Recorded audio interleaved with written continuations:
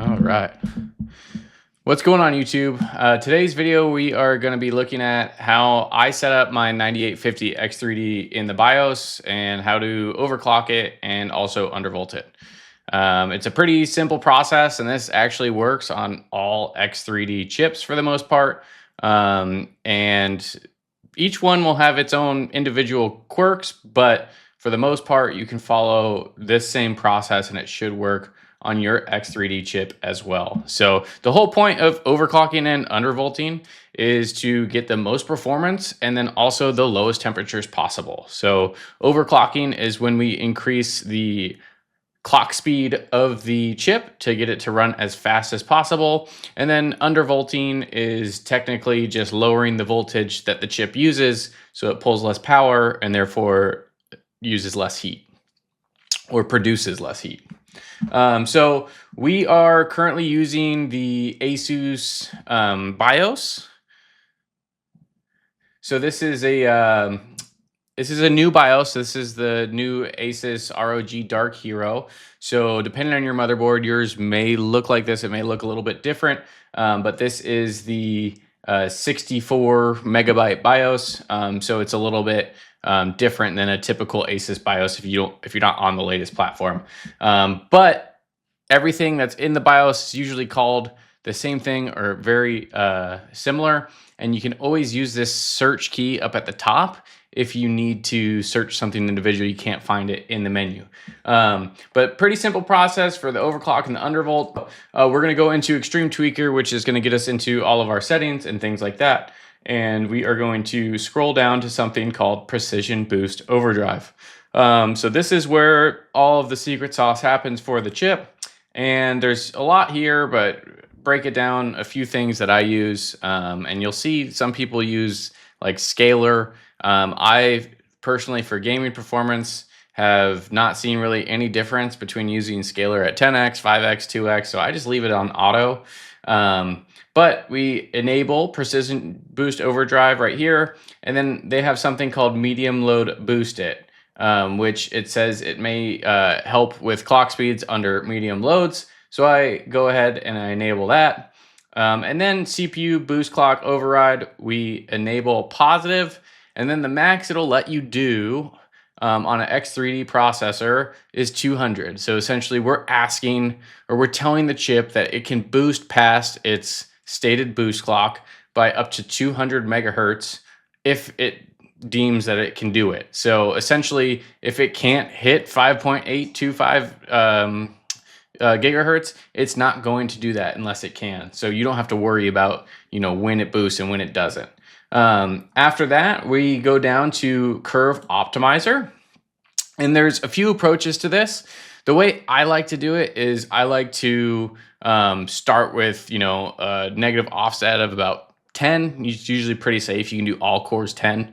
The proper way to do this is do each core individually. That takes some time, but I start at 10, and then once I know that that's stable, I go to 15, 20, so on, 25. I haven't tried 30 on my chip, but I've been super happy with the performance at 25, so I just leave it there. So mine is set to all cores negative 25, and then that essentially lowers the voltage floor for the chip. So it's going to give it less voltage overall according to the chip's built-in algorithm. Now there's another step that you could do, which is Curve Shaper. And essentially, whenever you're undervolting your CPU, usually when it crashes is when it's like not really doing much. So at the minimum frequency, I usually would set those at auto. And then if you want during like medium and high frequency, so when the CPU is more under load, you can set an additional negative offset on those if you feel necessary. So if you're after like the best temps possible, you can kind of tweak these and put an extra negative offset of 5 or 10 on those to reduce it even more. And then if you want to get really particular with the individual core curve optimizer, because if you go here, you can actually go per core, and you can change it to whatever each core you want for all of the voltage. The best way to do that would be to find out which cores are your faster cores. So essentially, since I am set up at all core on a -25, I could leave my 2 fastest cores at -25, and then I could potentially go with the other 5 or 6 cores at -30, -35, and I could try to push it a little bit further that way. By default, most of your tasks will automatically get scheduled to your fastest cores. So by doing a touch more voltage on those cores, you're allowing it to have the voltage it needs. And then the cores that aren't getting worked as hard, you can give those less voltage, which will in turn give you a more optimal temperature for your CPU. You're probably wondering, how do I find out what my fastest cores are? In the ASUS BIOS, you can find it. You can also find in Ryzen Master, if you download it, it'll show you which are your 2 fastest cores. In the ASUS BIOS, it's called per core boost clock limit. If you click on this and you enable it, it'll actually show you the rating of each core. So ASUS uses something called SP, which is silicon prediction, and it rates your CPU. Now, weirdly enough, when I first got this CPU, you can check my old video as well, mine was a 121. Now it's listed at 119. I'm not sure what happened. Maybe just learned more about the chip, and that was it. But you can see here on my ratings, Core 1 has a rating of SP122. Core 3 has a rating of SP122. Most of the rest are, 118, 119, 120. So I could put individual voltage curves on all of those by giving the most voltage to the ones that are ranked the highest, and then the least voltage to the ones that are ranked a little bit lowest. So that would in tune support the ones that are always working the hardest with a touch more voltage, and the ones that aren't going to be worked as hard are going to get just a touch less. So essentially, that's all you have to do to your CPU to overclock and undervolt it. You also want to make sure that you do have EXPO turned on and you are running your memory at full speed.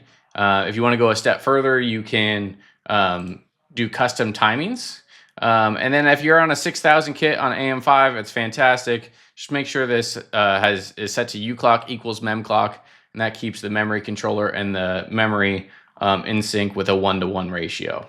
But you can see here I have some custom timings on my memory, just the primary timings, and then I max out the refresh interval. So that tends to be all I really need. And you won't notice it in most things, but in gaming, a nice memory tune will actually result in an increase in 1% lows, but X3D chips aren't quite as sensitive as some other chips to memory tuning. So keep that in mind. When you're done with all this, we just hit F10 and we hit OK. And that's it. You'll be all overclocked and undervolted. Okay, so boom, we're back into Windows and we are overclocked, we're undervolted. One thing to note that is if you undervolt it too much and it doesn't like it, you actually won't get back into Windows. But that doesn't mean that you're 100% stable. What I would do is I would run a stability test. You can use something like AIDA64, or there's a bunch of others ones that you can use to test the stability of your system, and that will stress test everything from your CPU to your memory. AIDA64 can also do your SSDs and your GPU at all one time. If you test Mem5 is good if you're testing your memory. But if you are kind of stable, like it'll boot back into Windows and you think you're 100% stable, sometimes you might get a random freeze if you've over or undervolted it a little bit too much. So keep that in mind. Nothing bad is going to happen. You just want to back off that, reset your computer, go back into the BIOS, and just add a touch more voltage, and you'll find your specific CPU's point that it's happy at. So anyways, I hope you guys found this helpful, and I hope it helps you guys get max performance out of your CPU. If you found this helpful, please like the video and consider subscribing for more stuff just like this, and I'll see you guys in the next one.